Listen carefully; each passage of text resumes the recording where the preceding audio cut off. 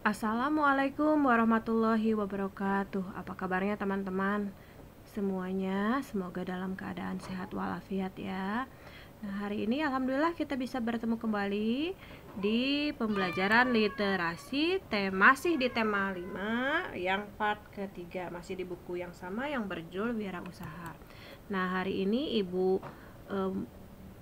kita sama-sama belajar literasi part 3 ya, artinya bagian terakhir dari buku tema 5 karena Ibu hanya membuat satu tema itu 3 part saja. Nah, setelah yang part 1 dan part 2 kita belajar dengan teknik aih dan teknik fishbone. Tentunya sekarang kita belajar apa ya? Oh, berarti tentang teknik white chart ini yang belum kita pelajari di tema ini. Tapi sudah pernah dipelajari ya di tema 3 sebelumnya. Nah, baiklah, dipersiapkan bukunya. Ini foto Ibu ya, Bu Yuliska. Nah, cintailah membaca. Ya, ini juga ada di buku. Kita lanjut saja.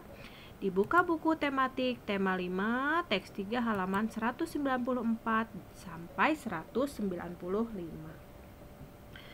Di situ ada teks yang berjudul Sahabat Tak Terpisahkan. Kita baca sama-sama ya. Kita mulai. Hani dan Dwi telah berteman lama sekali sejak belum bersekolah. Mereka sering menghabiskan waktu di sore hari untuk bermain bersama. Semua tahu bahwa Hani dan Dwi tak terpisahkan. Persahabatan mereka tetap terjalin erat sampai kini mereka duduk di kelas 6 di sekolah yang sama.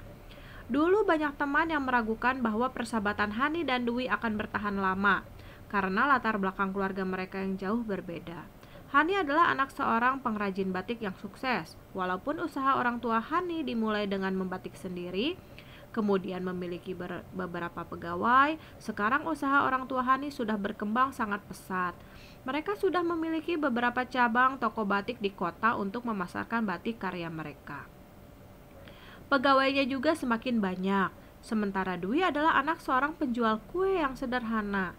Ketika kecil dulu, tiap sore Dwi ikut ibunya menjajakan kue kepada para pekerja di pendopo batik milik orang tua Hani. Di sanalah Hani berkenalan dengan Dwi. Waktu kecil dulu mereka sangat menikmati saat-saat itu. Mereka membiarkan orang tua mereka sibuk dengan urusan pekerjaan, sementara mereka asik saja bermain menghabiskan sore. Namanya anak-anak, perbedaan latar belakang pun tak dirisaukan. Permainan mereka tetap saja asik. Petak umpet, petak jongkok, rumah-rumahan, atau masak-masakan. Nah, ini ya. Kita lanjutkan. Tetapi yang membuat persahabatan mereka bertahan lama adalah sikap Hani dan Dwi yang saling menghargai satu sama lain. Hani tidak pernah menganggap dirinya berbeda dengan Dwi. Bukan hanya Dwi yang bermain ke pendopo batik Hani, tetapi Hani pun tak sungkan bermain ke rumah sederhana milik keluarga Dwi. Ia malah menikmati makan siang atau makan jajaran sore di rumah Dwi. Memang ibu Dwi pandai memasak, namanya juga penjajah kue, pasti ia pandai juga membuat aneka masakan. Hani justru senang dengan kedekatan dan kesederhanaan suasana di keluarga Dwi. Acara makan bersama yang selalu ramai penuh cerita karena semua hadir adalah kisah masing-masing. Begitupun ketika Dwi bermain ke rumah Hani, tidak dirasanya minder sedikit pun. Ayah dan ibu Hani tidak pernah juga memperlakukan Dwi secara berbeda karena Dwi anak penjajah kue. Santai saja, Dwi membaca-baca koleksi buku cerita Hani di kamarnya ketika Hani sedang melakukan hal lain. Kadang-kadang Dwi pun ikut membantu ketika Hani harus melipat-lipat batik dan memasukkannya ke dalam plastik sebelum siap dikirim ke toko.